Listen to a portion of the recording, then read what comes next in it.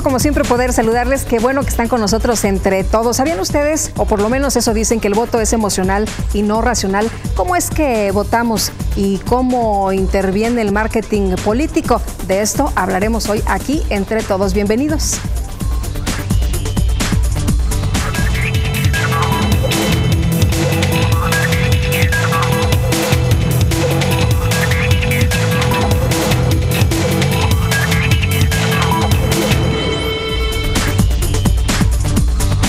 Y les quiero presentar a nuestro entrevistado, nuestro invitado aquí en el estudio esta noche. Muchas gracias al maestro Sergio Bárcena Juárez. Él es investigador del Instituto de Estudios Jurídicos y Sociales del Tecnológico de Monterrey. Muchas gracias por estar acá. Bienvenido, buenas noches. Buenas noches, Lupita. Me da mucho gusto estar aquí contigo hoy. Muchísimas gracias. Y antes de entrar en materia, vamos a ver un fragmento de nuestro programa anterior.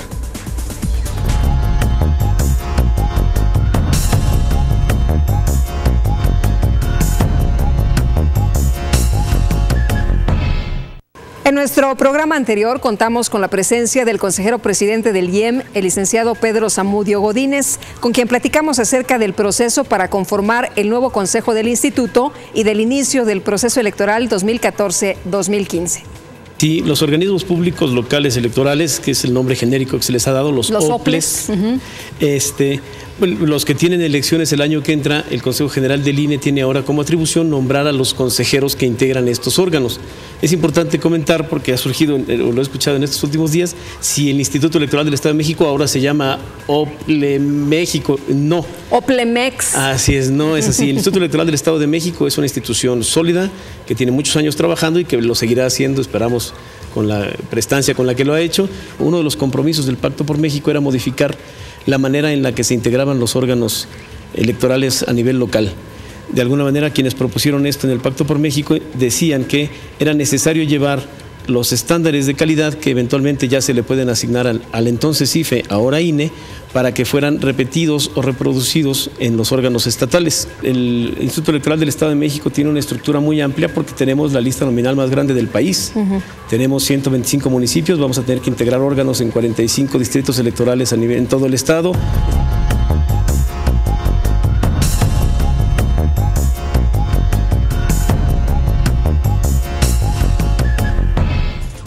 Y le tengo este resumen de lo más importante, las actividades que se desarrollaron en la última semana en el Instituto Electoral.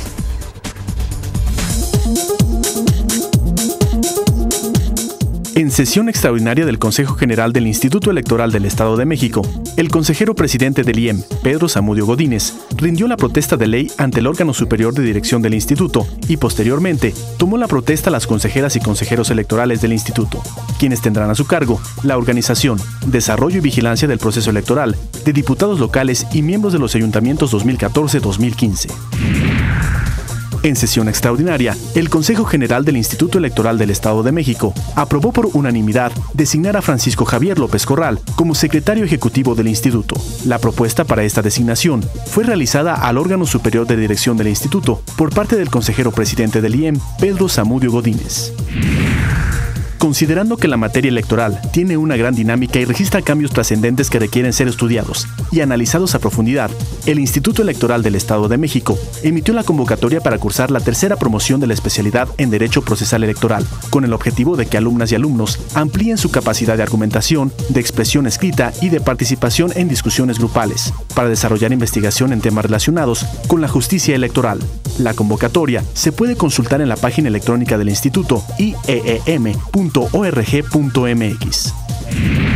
Dando cumplimiento a las disposiciones establecidas en la legislación electoral y con el compromiso de conducir todos sus actos bajo los principios de certeza, imparcialidad, independencia, legalidad, máxima publicidad y objetividad que coadyuven a promover una amplia participación ciudadana, en sesión solemne, los integrantes del Consejo General del Instituto Electoral del Estado de México dieron inicio al proceso electoral ordinario 2014-2015 para elegir diputados a la legislatura local y miembros de los ayuntamientos de la entidad, cuya jornada electoral se celebrará el domingo 7 de junio de 2015.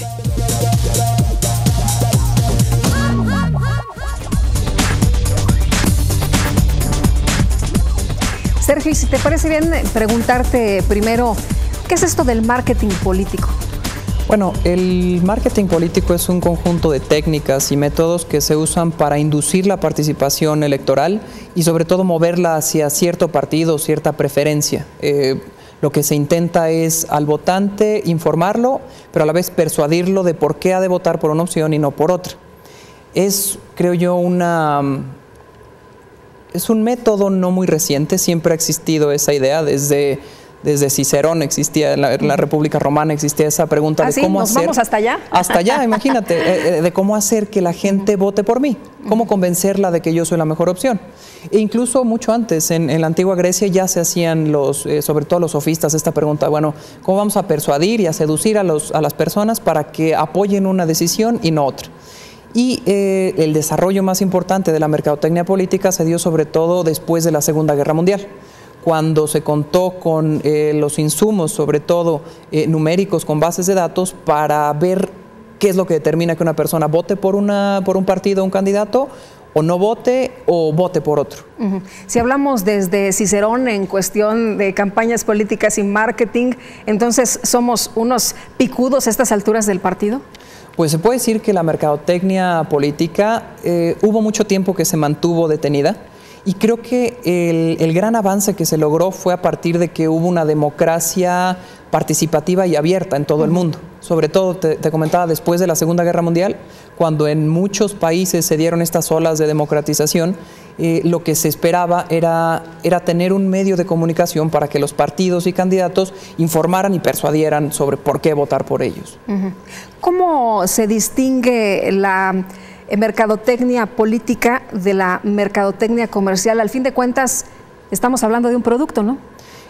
Sí, pero es un producto bien particular. Cuando nosotros votamos, que se puede comparar con un acto de compra, en todo caso, no estamos comprando un producto que podamos devolver en primer lugar. Lo que nosotros estamos haciendo es que estamos contratando a un prestador de servicios. Y ese prestador de servicios, el acto que nosotros realizamos de manera individual, lo convierte en un acto colectivo. Es decir, esa persona, ese legislador, ese presidente, va a hablar y va a tomar decisiones que nos van a afectar a todos. Entonces, esa es una primera diferencia.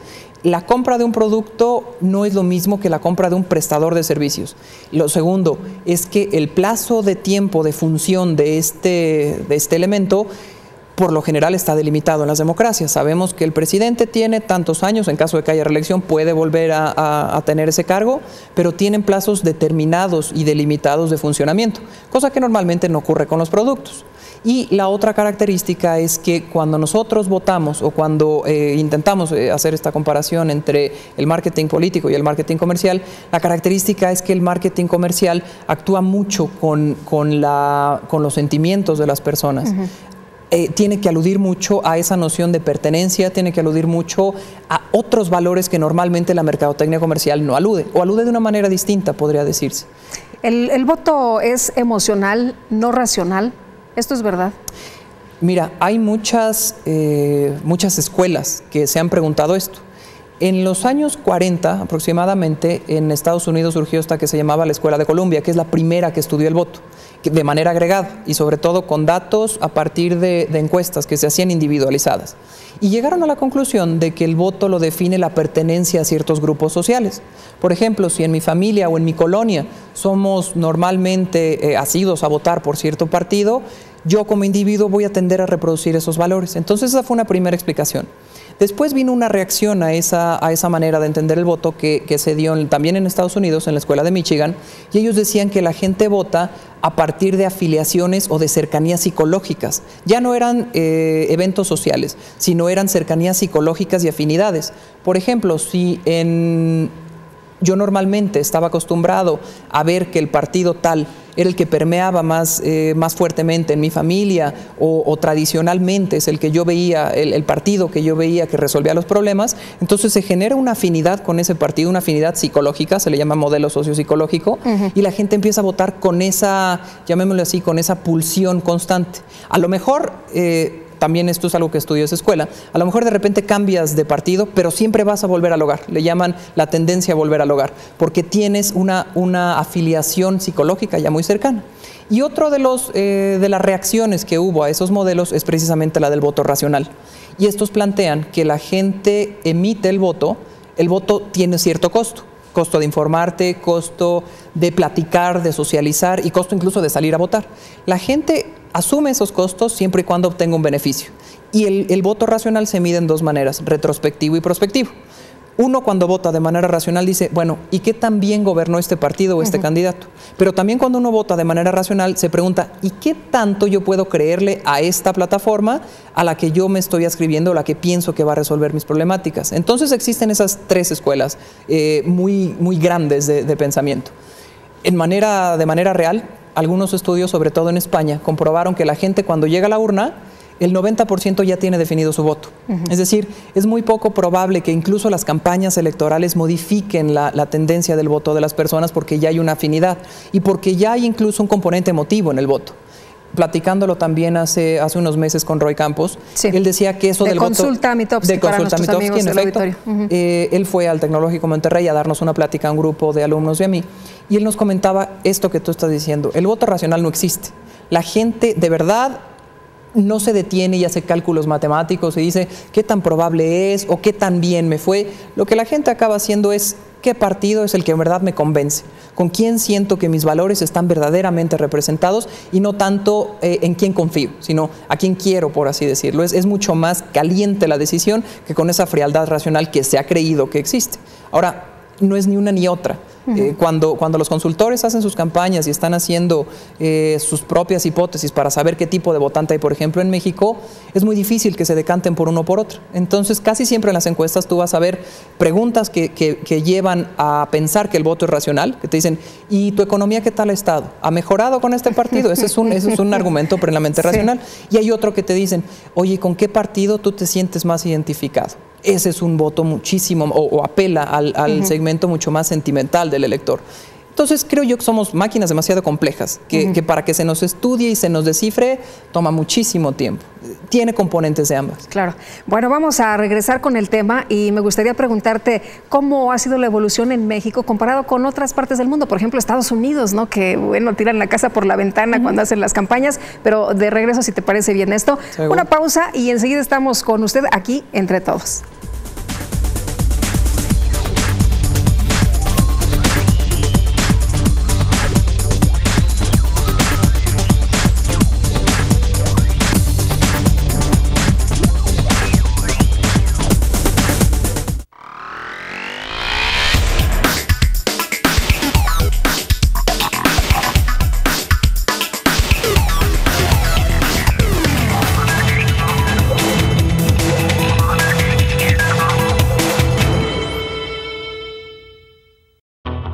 El Instituto Electoral del Estado de México cumplió 18 años de vida institucional y seguirá trabajando con el apoyo de la ciudadanía mexiquense.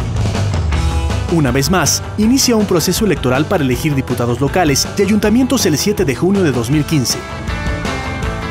En el IEM seguimos trabajando. IEM, Instituto Electoral del Estado de México.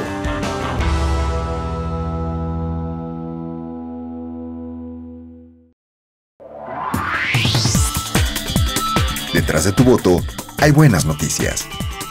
Un programa del Instituto Electoral del Estado de México. Síguenos a través de www.ieem.org.mx y por Uniradio 99.7 FM. Todos los miércoles a las 13 horas. IEM, Instituto Electoral del Estado de México.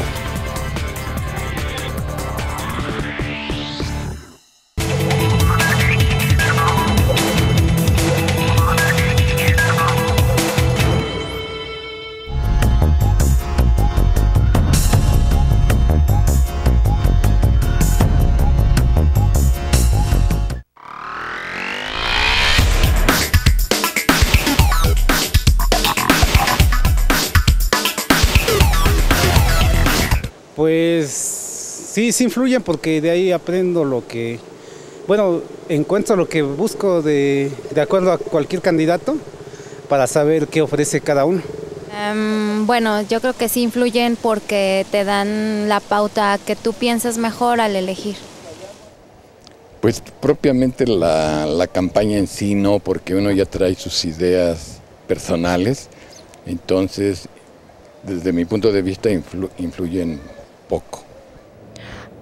Pues yo creo que de alguna manera los candidatos deben de pensar bien en lo que tiene que ser mejor para el pueblo, y mucha gente se da a conocer las propuestas y se deja llevar nada más por la imagen de los candidatos, no investigan cuáles son sus propuestas, si les conviene. Entonces yo creo que lo que más influye de todo es la imagen de algo.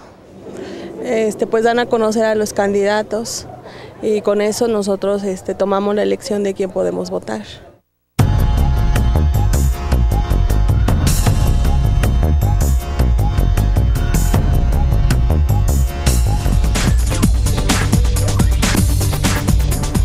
Qué bueno que sigue con nosotros Entre Todos, y platicábamos, Sergio, sobre las campañas en el mundo y las campañas en México. Por ejemplo, la experiencia en Estados Unidos o en España, ¿tú cómo has visto esta evolución? El paradigma de desarrollo de la mercadotecnia política es Estados Unidos. Y hay algunas razones para hacerlo. No quiero decir con esto que son más avanzados o no, simplemente la mercadotecnia política ha avanzado, se ha desarrollado más en Estados Unidos. Una primera característica es que en Estados Unidos tuvieron un auge de los medios de comunicación, que por ejemplo cuando en Francia solamente 3 de cada 10 personas tenían acceso a radio, en Estados Unidos ya eran 7, y en televisión igual. Entonces, en primer lugar, los medios de comunicación masivos permearon mucho en Estados Unidos. La segunda es que en el contexto estadounidense tienen una cultura de poner casi todas las decisiones públicas a consideración de voto. ¿Quién va a ser tu jefe de bomberos? Votémoslo. ¿Quién va a ser el concejal? Votémoslo. Entonces tiene una tradición de procedimentalismo democrático que también abonó a que se desarrollara mucho la mercadotecnia política. Y el último factor, creo yo el más importante, es el sistema electoral que tienen en Estados Unidos. No tienen ellos un sistema de proporcionalidad, es decir, para tú obtener un cargo tienes que vencer a tu oponente o a tus oponentes, y entonces eso significa una competencia mucho más directa y frontal. Eso ayudó a que a partir, sobre todo en la primera campaña que usó estos mecanismos de mercadotecnia política, que fue en el 53, que compitió Eisenhower, se empezaran a usar los medios de comunicación para poner en una palestra general y nacional posturas encontradas. Entonces son esas 3 características. En México, por ejemplo, el desarrollo de la mercadotecnia política lo vimos hasta hace unos pocos años, y eso responde a la propia característica del sistema. Tuvimos durante mucho tiempo un sistema poco competitivo, en donde la verdadera lucha por acceder a ciertos cargos se daba adentro de un partido. Entonces, una vez que tienes que se desgasta ese sistema y entonces tienes varios partidos haciendo sus propuestas, ahí entra el primer incentivo para decir, bueno, tenemos que diferenciarnos de este y del otro. Y así es como empezó a desarrollarse la mercadotecnia política en México. Antes las campañas eran muy rudimentarias, casi se usaba mucho el tren, se usaba mucho ir a visitar, no se usaba tanto medio de comunicación hasta los años 80, que fue cuando empezaron a irrumpir las campañas políticas, los debates televisivos, todo este lenguaje mediático o la mediatización de la política. Podría decirse que empezó mucho tiempo después de lo que empezó en Estados Unidos o en España, en Europa, por ejemplo. España tuvo un caso similar, tuvo una dictadura de un periodo prolongado en donde la competencia estaba restringida y sobre todo el acceso a medios estaba muy restringido. Entonces les tomó también un rato empezar a profesionalizar sus propias campañas políticas. Ahora, en el caso de México, ¿cómo estamos? ¿Hay diferencia, por ejemplo, en las campañas que se hacen a nivel municipal, estatal y las que se hacen a nivel federal? Sí, hay mucha diferencia. La más importante es el uso de los medios.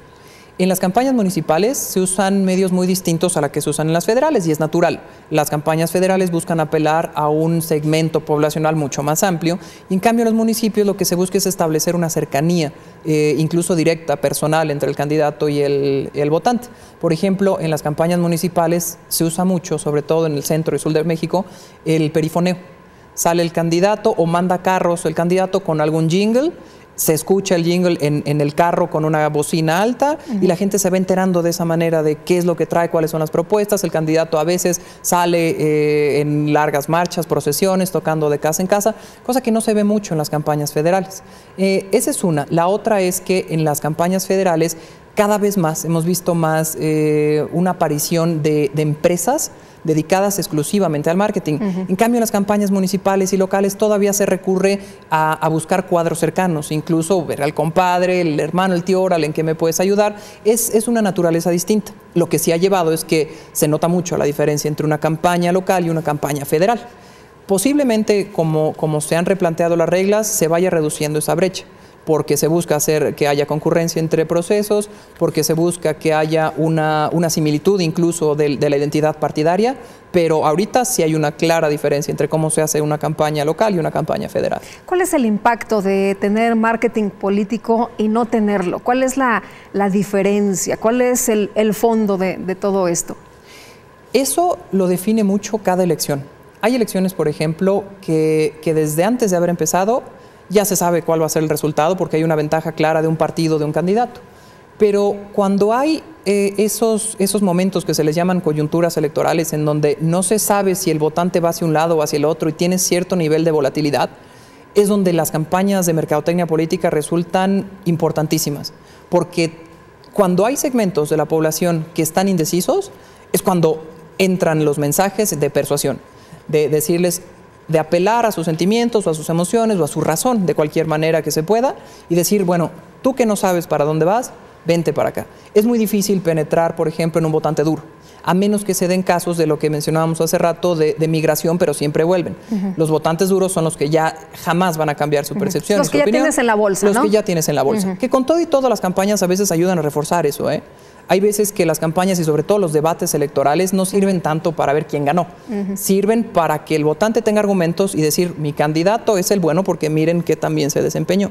Entonces, es sobre todo la pregunta de la importancia de las campañas, tiene mucho que ver con el momento electoral y con el proceso preciso. Hay veces que, como te digo, ya tiene una inercia un candidato y es muy difícil que vaya a caer en las encuestas, sobre todo cuando hay campañas cortas, como las que hemos tenido en México. De acuerdo a la nueva reforma, tenemos campañas muy cortas.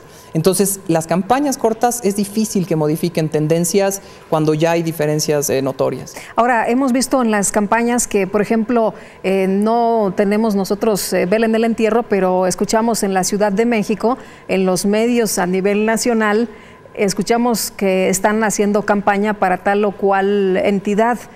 También esto ha cambiado, ¿no? Sí, también. La idea es que tengan una identidad muchísimo más cercana a las campañas con sus electorados locales o con sus electorados meta. Y ese es otro problema que enfrentan los partidos. Cuando haces campaña, ¿qué tanto intentas dar a conocer una imagen nacional del partido o qué tanto la tropicalizas para que sean los problemas locales nada más? Ese es un dilema de los que hacen campañas. ¿Cómo articular las grandes problemáticas nacionales en problemáticas locales? Y al revés, ¿cómo hacer que la problemática local tenga un correlato con el gran tema nacional? Porque también eso es otra cosa. Las campañas son muy dinámicas, muy flexibles. A lo mejor hoy tu candidato trae posicionado un tema y eso es lo que va a intentar hablar el día de hoy, pero sucede algo y en ese momento tiene que cambiar el discurso y tiene que darle una interpretación muy particular a un sismo, a un evento que no haya sido previsto por la propia campaña. Ahora tenemos temas o tenemos promociones para el 2018 y ya estamos viendo muchísimo material de campaña política, pareciera, ¿no? Ajá. Esto es muy parecido a lo que sucede en el supermercado cuando vas en septiembre y ya te están vendiendo cosas de Navidad. Algo muy parecido sucede en las campañas electorales y se debe a que se han acotado los tiempos. Entonces los propios candidatos saben que si no posicionan su nombre, si no lo colocan lo que se dice como el top of mind de los políticos o de los posibles candidatos, es muy difícil que en unos cuantos meses la gente se convenza de que ellos son la mejor opción.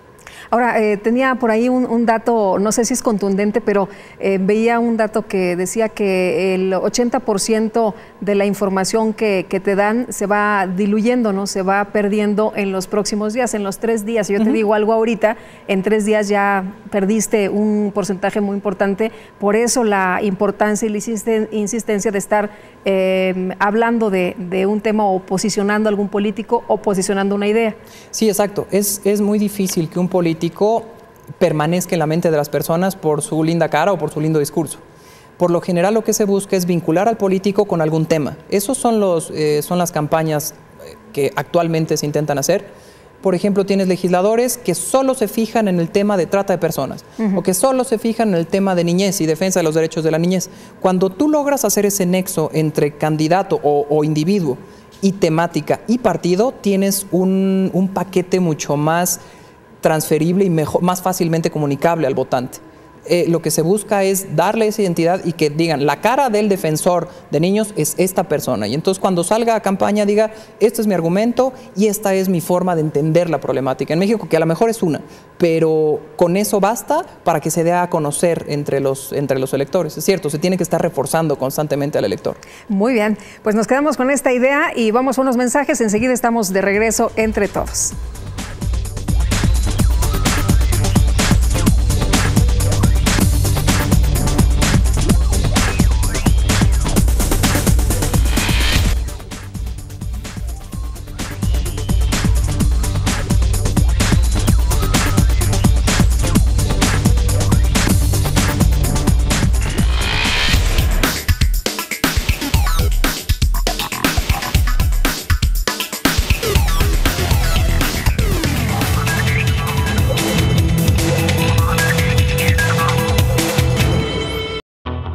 El Instituto Electoral del Estado de México cumplió 18 años de vida institucional y seguirá trabajando con el apoyo de la ciudadanía mexiquense. Una vez más, inicia un proceso electoral para elegir diputados locales y ayuntamientos el 7 de junio de 2015. En el IEM seguimos trabajando. IEM, Instituto Electoral del Estado de México.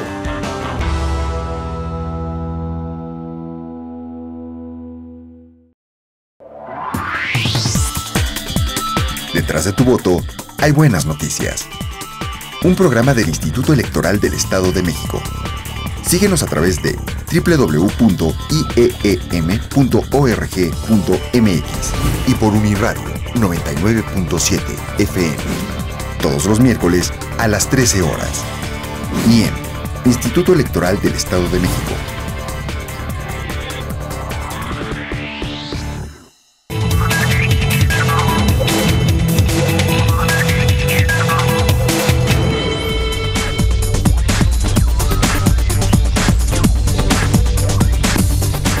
Continuamos entre todos y uno de los temas interesantes también dentro de las campañas son los debates. A ver, platícanos, ¿qué tan importante es un debate? ¿Qué tanto marca la diferencia en la votación de algún ciudadano?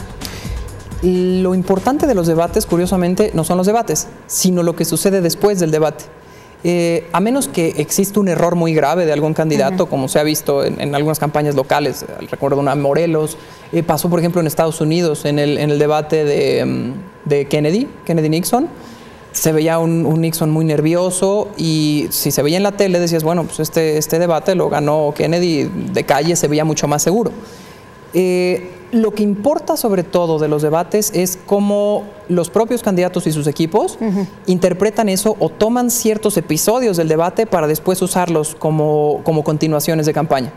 Recordamos, por ejemplo, el debate de Vicente Fox, de ahí se sacó parte de un spot en contra o a favor de cierto candidato. De la Bastida, ¿no? Así es, la Bastida diciendo, me dijo tal, me dijo Mariquita, me dijo la Chaparro, Vestida, me dijo la Vestida, y entonces salía Fox y decía, bueno, a mí a lo mejor lo grosero no se me va a quitar, pero usted lo corrupto nunca se les va a quitar. A mí se me quita lo grosero, pero ustedes no lo corrupto. Contundente golpe. Y lo usaron como spot. Entonces salía, ¿tú qué quieres? Un presidente que te habla así, y salía la Bastida. Me dijo Mariquita, o uno que te habla así, yo voy a hacer el cambio. El debate ayuda mucho para tener incluso material posterior, no tanto para lo que sucede adentro, porque cuando uno ve los debates, es muy difícil que los propios políticos se salgan del renglón que ya traen. Sí. Pero lo que se hace ahí y la forma en la que se interpreta ese debate, por ejemplo, el debate al que no fue López Obrador, le costó mucho en términos de del 2006, cuando... Exacto, cuando decían, ¿y qué tiene que decir usted, López Obrador? Claro. Y aparecía en blanco el vacío. Sí.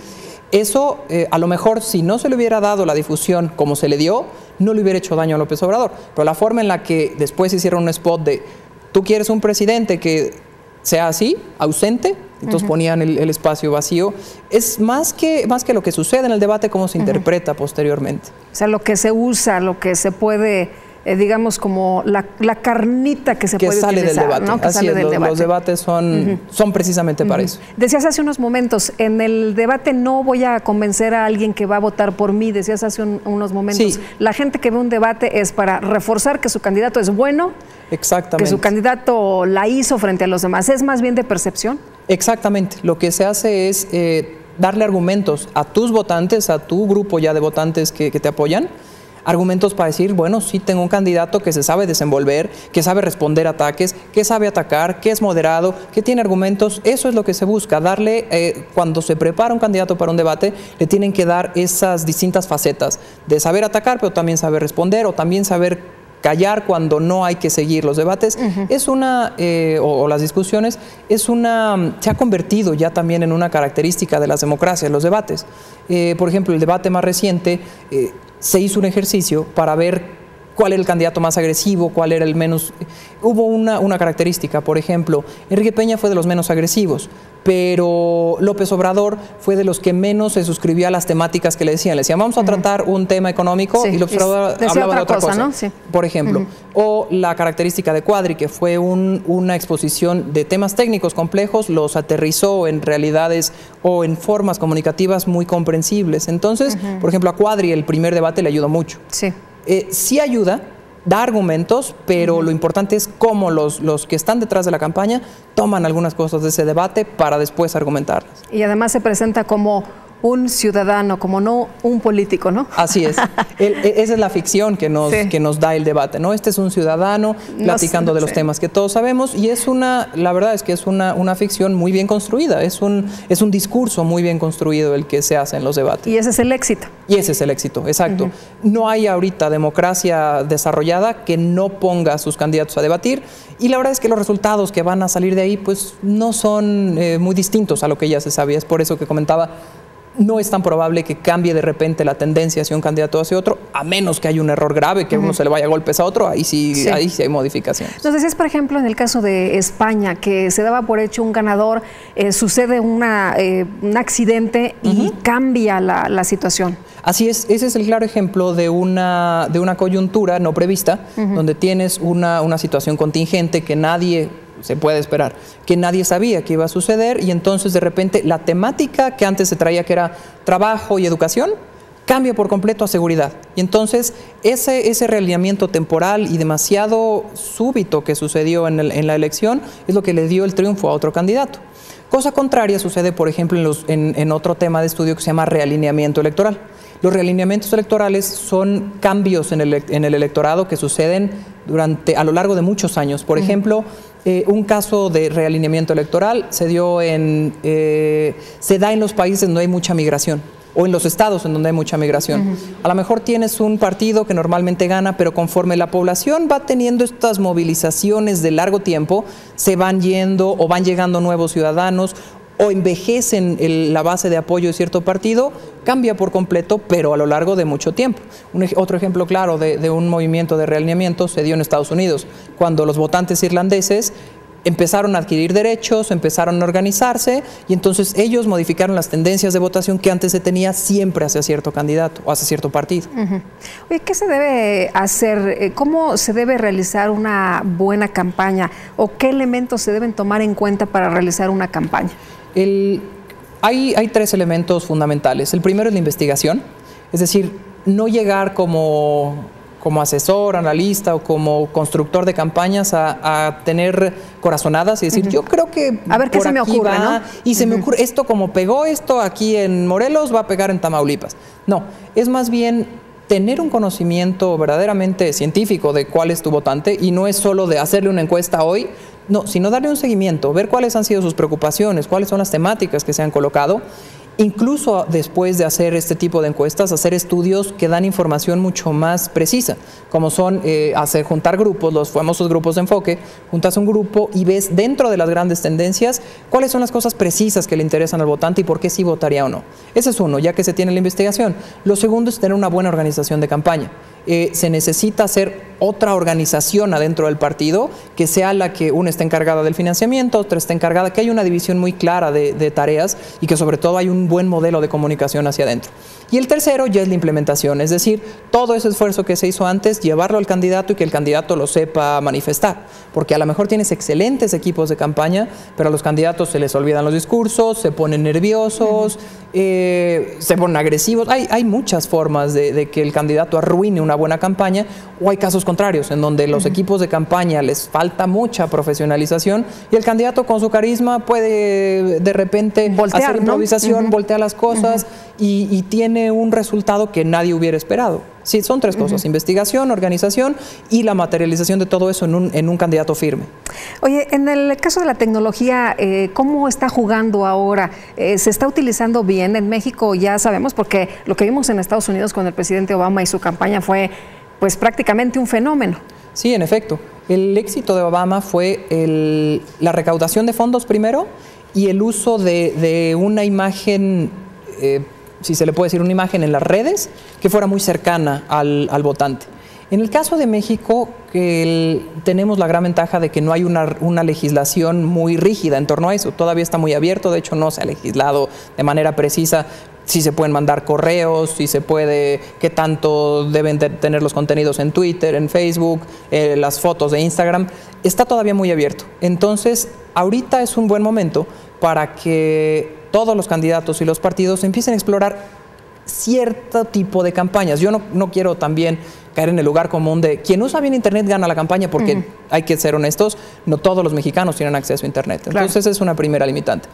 Y creo yo que el punto más importante está en usar la bidireccionalidad que ofrecen los medios, las redes sociales, que no ofrecen, por ejemplo, los medios fríos, como es la televisión y el radio. Ahí nos tienen a ti y a mí platicando qué es, pero nosotros difícilmente interactuamos en tiempo real con lo que nos diga el votante o con lo que nos digan las personas. En cambio, usando Twitter, uno puede preguntar, bueno, ¿y ustedes qué opinan sobre esta consulta? Y en ese mismo momento tienes la respuesta y eso le da una fluidez muchísimo más benéfica para una campaña si se sabe utilizar. Entonces, ¿cuál es la ventaja? La bidireccionalidad. ¿Qué tan bien o mal se ha utilizado? Es todavía muy temprano para decirlo. Se han hecho varios intentos. Ahorita me acuerdo del juego de cordero que mandaba y que era como un Mario Bros, que iba avanzando por niveles. Algunas campañas, la de Josefina, que usó mucho los correos electrónicos. Y vaya, se está implementando cada vez más, pero tener en cuenta que el Internet es un segmento determinado de la población y no lo es todo. Muy bien. Pues muchas gracias, Sergio. Seguimos platicando del tema y antes vamos a los contextos.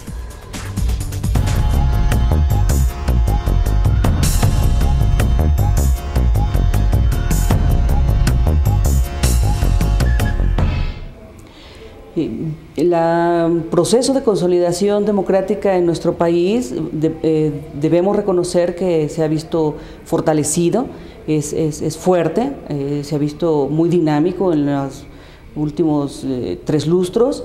Sin embargo, efectivamente hay todavía aspectos por atender.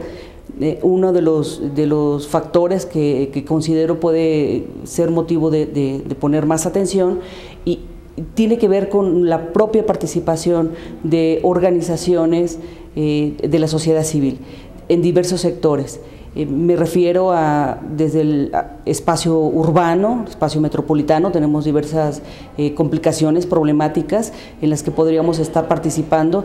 El propio sector profesional o académico es un espacio de participación que no hemos atendido mucho desde quienes nos dedicamos a la educación superior, por ejemplo, y puede ser motivo de vincularnos más con la sociedad, con organizaciones.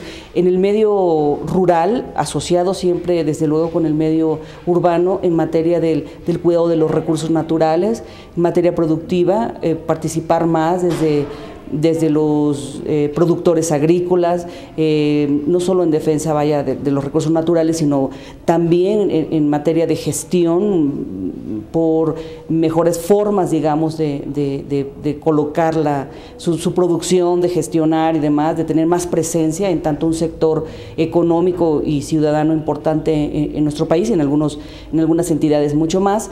Sin embargo, a mí me parece que un tema sumamente importante, quiero poner énfasis en ello, es en torno de la participación de las mujeres en la vida democrática, ¿no?, del país, en distintos espacios.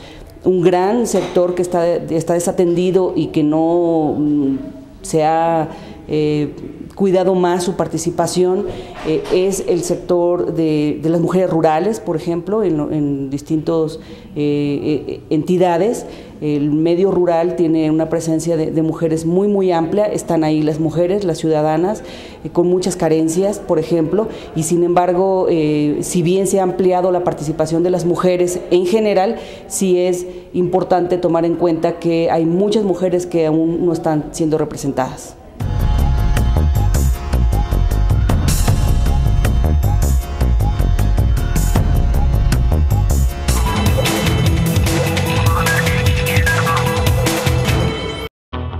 El Instituto Electoral del Estado de México cumplió 18 años de vida institucional y seguirá trabajando con el apoyo de la ciudadanía mexiquense. Una vez más, inicia un proceso electoral para elegir diputados locales y ayuntamientos el 7 de junio de 2015. En el IEM seguimos trabajando. IEM, Instituto Electoral del Estado de México.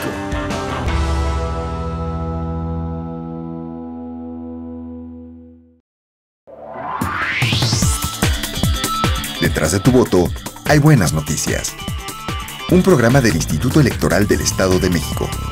Síguenos a través de www.ieem.org.mx y por Uniradio 99.7 FM. Todos los miércoles a las 13 horas. IEM, Instituto Electoral del Estado de México.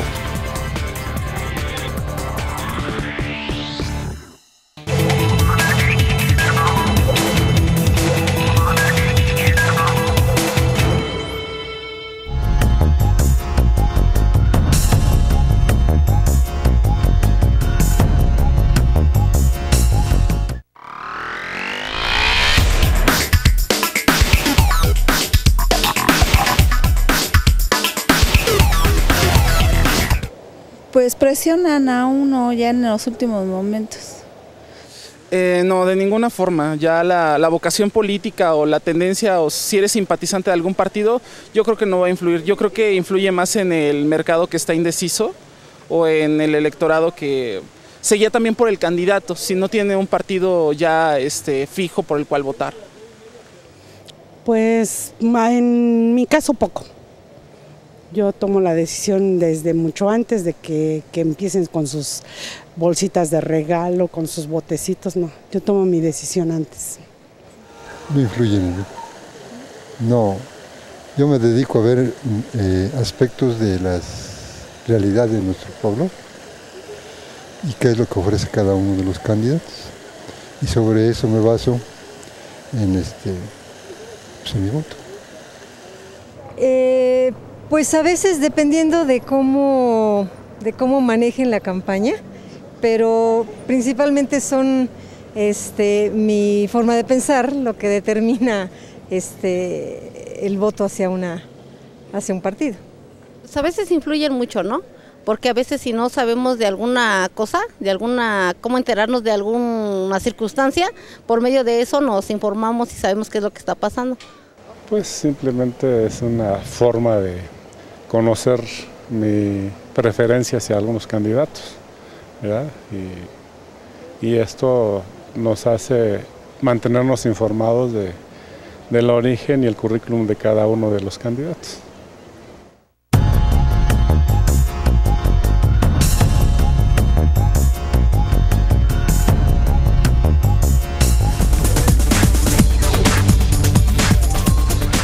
De regreso y Sergio, quisiera preguntarte sobre la spotización que tanto se ha mencionado. ¿Es fácil en 30 segundos enviar un mensaje claro, decirle a la gente lo que quieres y pretender que esas personas en 30 segundos se vayan a tu área, que se vayan a votar por ti? Bueno, esto es parte de la resignificación de la política, que tengas que empacar en 30 segundos sentimientos, ideas, razones, pensamientos, imágenes. Es muy complicado, pero eso es lo que tiene que hacer una empresa, una persona que se dedique a esto. ¿Qué tan bien se logra o qué tan mal se logra? Los buenos spots son los que te dejaron al menos una idea o al menos una reflexión. Más allá de si te convencieron o no, el hecho de que te quedes pensando, oye, pues algo puede ser de ahí. Ya con eso fue un spot positivo. A lo mejor, como tú dices, no se te va a quedar siempre grabado, te tienen que estar así como perrito de Pavlov a cada rato recordando vota por este, pero la complejidad radica en meter una carga informativa demasiado densa en muy poco tiempo. Hay buenos spots, por ejemplo, yo me acuerdo de uno que estábamos analizando que se hizo en Argentina, de Cristina Fernández, y ella hizo una alegoría de la palabra, no me acuerdo cuál era la palabra Dolores. Y entonces ponían una niña que se llamaba Dolores y Dolores Argentina y vinculaban a Argentina, a la niña Dolores con los padecimientos que había tenido Argentina en los años anteriores de las crisis económicas.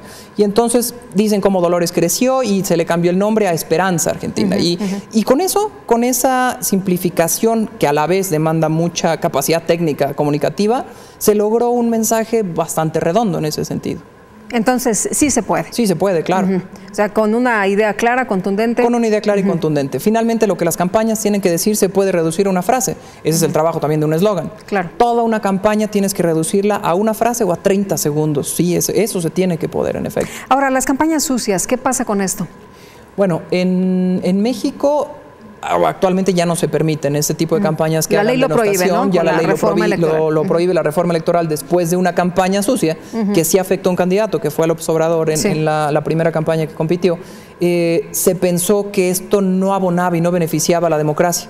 Y tiene que ver con, en México, ¿qué se piensa del marketing político? Y lo que se piensa en México del marketing político es que es una herramienta de información y no una herramienta de ataque. ¿Qué tan bueno, qué tan malo es esto? Bueno, creo que eso sí es muy debatible. Lo que importa en toda campaña de mercadotecnia política es que al menos el que va a tomar la decisión tenga la mayor información posible. Aunque sea tendiente hacia cierta ideología, no importa, pero que esté bien informado. Eso es lo que se busca. Muchas veces se dice, es que no se conoce la plataforma política, la gente no se le da la plataforma política, y muchas veces le preguntas a la gente y dice, ¿sabes qué? Yo ni idea y además ni me interesa. ¿Qué pasa con esto? Sí, y tienen razón, porque son aburridísimas, son repetitivas y todas son iguales.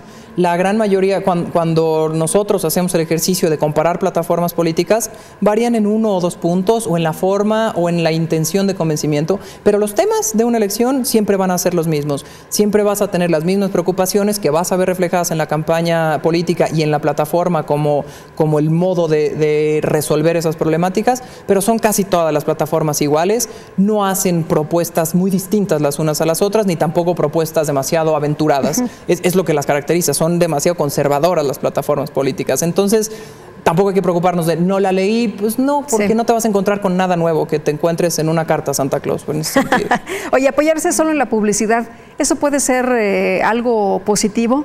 ¿Se le puede dejar todo a una campaña política a través del marketing? No, eso es lo primero que se tiene y que es un punto que que lo tocas. Pensar que tu candidato, tu partido se va a posicionar solo porque mediáticamente es bueno y llama la atención es uno de los primeros errores. Creo que la política siempre se reduce a lo que es una interacción persona a persona.